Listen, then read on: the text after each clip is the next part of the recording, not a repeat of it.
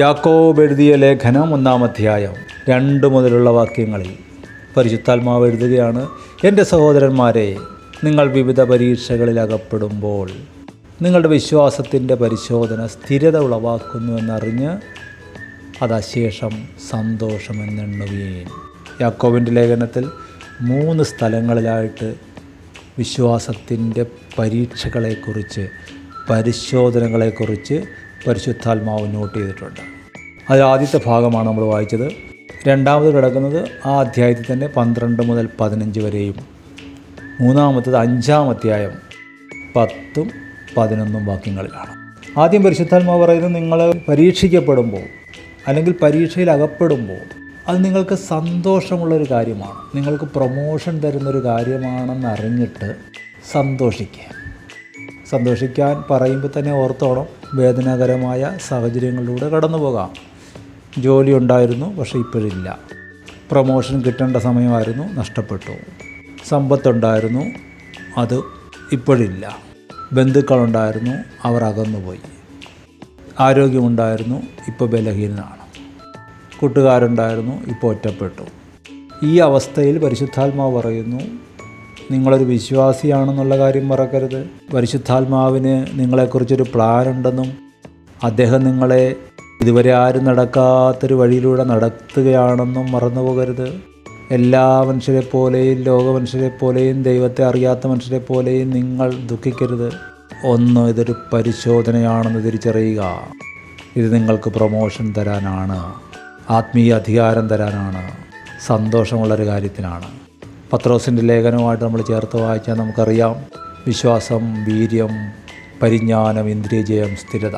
കണ്ടോ, വിശ്വാസത്തിൽ നിന്ന് സ്ഥിരതയിലേക്ക് എത്ര സ്റ്റെപ്പുകളുണ്ട്. ഇവിടെ വിശ്വാസി പരീക്ഷിക്കപ്പെടുമ്പോൾ ആ സ്റ്റെപ്പുകൾ നിങ്ങൾ ചാടിക്കിടക്കുകയാണ്. പരിശോധനയുടെ കാലഘട്ടത്തിൽ നിങ്ങൾക്ക് ദൈവം പരിജ്ഞാനം തരുന്നു, വീര്യം തരുന്നു, ഇന്ദ്രിയജയം തരുന്നു, നിങ്ങളെ കൊള്ളാവുന്നവനായിട്ട് മാറ്റുന്നു. നിങ്ങൾ സ്ഥിരത എന്ന സ്റ്റെപ്പിലേക്ക് ചാടിക്കയറുന്നു.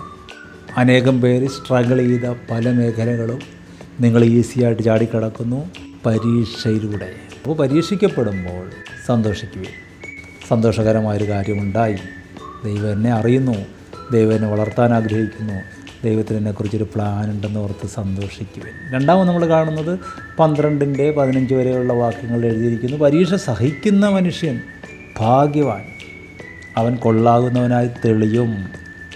2, കർത്താവിനെ സ്നേഹിക്കും. അതാണ് ആത്യന്തിക ലക്ഷ്യം. പരീക്ഷിക്കപ്പെടുന്ന മനുഷ്യൻ അവനെ തന്നെ സ്നേഹിച്ചിരുന്നവനാകാം, മറ്റുള്ളവരെ സ്നേഹിച്ചിരുന്നവനാകാം, ലോകത്തെ സ്നേഹിച്ചിരുന്നവനാകാം. പരീക്ഷാകാലങ്ങളെ സഹിക്കുന്നതോടുകൂടി അവൻ കർത്താവിനെ സ്നേഹിക്കുന്നവനായിട്ട് പരിശുദ്ധാത്മാവിനെ മാറ്റും.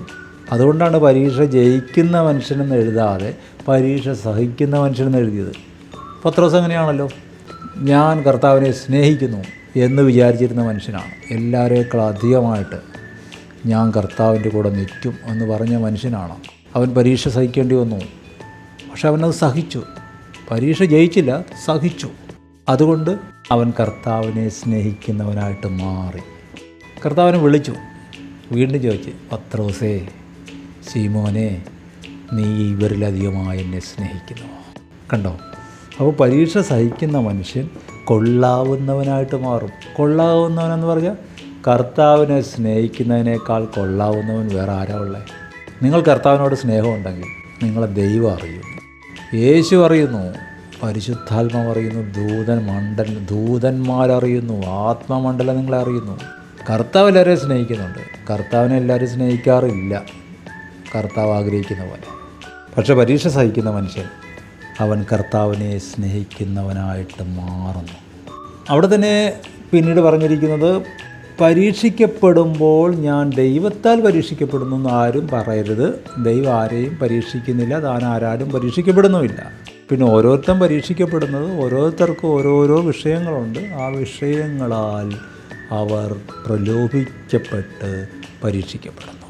അപ്പോൾ എന്ത് വിഷയമാണ്, എന്തിലാണ് നിങ്ങളുടെ വീക്ക്നെസ് എന്ന് നിങ്ങൾക്ക് ഐഡൻറ്റിഫൈ ചെയ്യാൻ കഴിയും പരീക്ഷാകാലത്ത്. ദൈവത്തെക്കുറിച്ച് പറയുന്നത്, ദൈവത്തിന് വികാരമോ ഗതിഭേദത്താലുള്ള ആച്ഛാദനമോ ഇല്ല എന്ന് പറഞ്ഞാൽ നിഴൽ മാറുന്ന കണക്ക് ദൈവം മാറുന്നില്ല. 2 വികാരങ്ങളാൽ അനുസരിച്ച് പെരുമാറുന്നില്ല. അപ്പോൾ പരീക്ഷാകാലത്ത് ഒരു മനുഷ്യൻ പരീക്ഷ സഹിച്ച് കഴിയുമ്പോൾ അവൻ ഇതുപോലെ ആകും. അവൻ പിന്നെ ഇമോഷൻ അനുസരിച്ച് മാറുന്നില്ല, നിഴൽ മാറുന്ന കണക്കവൻ മാറുന്നില്ല. അവൻ കുലുങ്ങാത്തവനായി മാറും. കർത്താവിൽ ആശ്രയിക്കുന്നവൻ കുലുങ്ങാതെ എന്നേക്ക് നിൽക്കുന്ന സിയോൻ പർവ്വതം പോലെ നിങ്ങളങ്ങനെ കരുത്തനായി മാറും, ആർക്കും കുലുക്കാൻ കഴിയാത്തവനായി മാറും. മൂന്നാമത് നമ്മൾ കാണുന്നത് 5-ാം അധ്യായം 10-11 അവിടെ പറയുന്ന പ്രവാചകന്മാരെക്കുറിച്ച് പറയുന്നു, ജോബിനെക്കുറിച്ച് പറയുന്നു. പ്രവാചകന്മാരുടെ കഷ്ടാനുഭവവും ദീർഘക്ഷമയും നിങ്ങളൊന്ന് ഓർത്തോ. എന്തിനാ? നിങ്ങൾക്കിപ്പോൾ കഷ്ടാനുഭവം ഉണ്ടെങ്കിൽ, ദീർഘമായ കാലങ്ങൾ നിങ്ങൾ ബുദ്ധിമുട്ടിലൂടെ കടന്നു പോകുന്നെങ്കിൽ ഓർത്തോണം, നിങ്ങളെ ദൈവം സാധാരണ ആൾക്കാരുടെ കൂട്ടത്തിൽ കൂട്ടിയിട്ടില്ല. നിങ്ങളെ പ്രവാചകന്മാരുടെ ലിസ്റ്റിൽ എഴുതിയിരിക്കുകയാണ്. കർത്താവിൻ്റെ കയ്യിലുള്ള ലിസ്റ്റിൽ പ്രവാചകന്മാരുടെ കൂട്ടത്തിലാണ് നിങ്ങളുടെ പേര് കിടക്കുന്നത്. അതുകൊണ്ടാണ് പല കാര്യങ്ങളിലും എല്ലാവർക്കും പെട്ടെന്ന് കിട്ടിയിട്ട് നിങ്ങൾക്ക് കാത്തിരിക്കേണ്ടി വന്നത്. ദീർഘക്ഷമ നിങ്ങളെ പഠിപ്പിച്ചു. കഷ്ടാനുഭവങ്ങളിലൂടെ നിങ്ങൾ കടന്നു പോകേണ്ടി വന്നു. അത് നിങ്ങൾ പാപികളായിട്ടോ നിങ്ങളുടെ കുടുംബത്തിൻ്റെ പേരിൽ ശാപമുള്ളത് കൊണ്ടോ ഒന്നുമല്ല.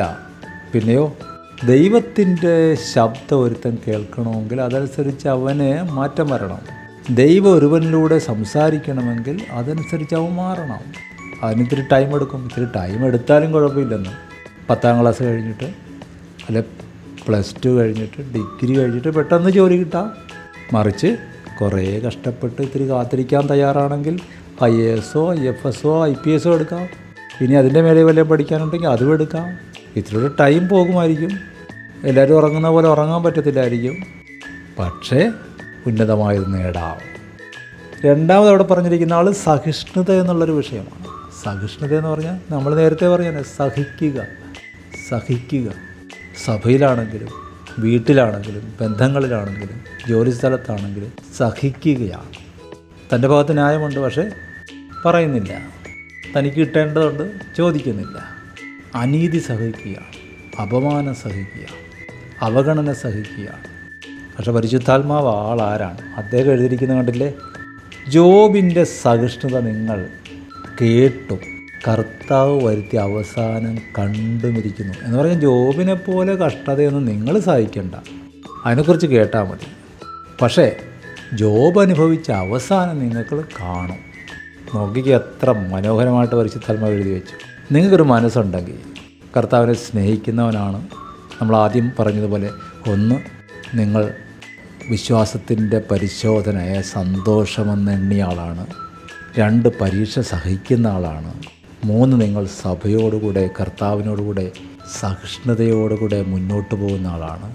അങ്ങനെയാണെങ്കിൽ നിങ്ങൾക്ക് താങ്ങാൻ കഴിയുന്നതിന് മീതെ ഒന്നും ദൈവം തരത്തില്ല. ജോബിന് കിട്ടിയ ഇരട്ടി അനുഗ്രഹം നിങ്ങൾക്ക് തരും, നന്മകൾ തരും. പക്ഷെ അദ്ദേഹം അനുഭവിച്ച ആ കഷ്ടങ്ങളൊക്കെ ഒന്ന് കേട്ട് ആമേൻ പറഞ്ഞങ്ങ് നിന്നാൽ മതി. എന്ന് പറഞ്ഞാൽ അദ്ദേഹത്തിൻ്റെ പുസ്തകം നിങ്ങൾ വായിക്കുമ്പോൾ, അദ്ദേഹം അനുഭവിച്ച സാഹചര്യങ്ങളെ കാണുമ്പോൾ, അദ്ദേഹത്തോട് നിങ്ങൾ ആത്മാവിൽ താതാത്മ്യം പ്രാപിക്കുകയാണെങ്കിൽ, ദൈവത്തിന് നിങ്ങൾ കീഴടങ്ങുകയാണെങ്കിൽ, പരിശുദ്ധാത്മാവിന് കീഴടങ്ങുകയാണെങ്കിൽ, അദ്ദേഹത്തെ പോലെ നിങ്ങളെ ഇരട്ടിയായി ദൈവം അനുഗ്രഹിക്കും. നമ്മുടെ ദൈവം വിശ്വസ്തൻ, കരുണയുള്ളവൻ. സങ്കീർത്തനക്കാരൻ പറയുന്ന പോലെ, കർത്താവേ ദൈവം നിനക്കുള്ളതാണ്, പേടിക്കരുത്. അവിടുന്ന് ന്യായം പ്രവർത്തിക്കുന്നു, നീതി പ്രവർത്തിക്കുന്നു. പക്ഷെ ദൈവം അദ്ദേഹത്തിനുള്ളതാണ്. ദയ കാണിക്കും ദൈവം. അവൻ്റെ സന്നിധി വിട്ടുപോകരുത്, കോപിച്ചാലും വിട്ടുപോകരുത്. ശാന്തി മഹാപാതകങ്ങളെ ക്ഷമിക്കുന്നു. രാജാവിൻ്റെ സന്നിധി വിട്ടുപോകാൻ ബന്ധപ്പെടരുത്. അവിടെ നിൽക്കണം. ദയ കാണിക്കും, കരുണ കാണിക്കും, അനുഗ്രഹിക്കും, കൃപ നൽകും, മാനിക്കും. ദൈവം സഹായിക്കട്ടെ. ആമേൻ.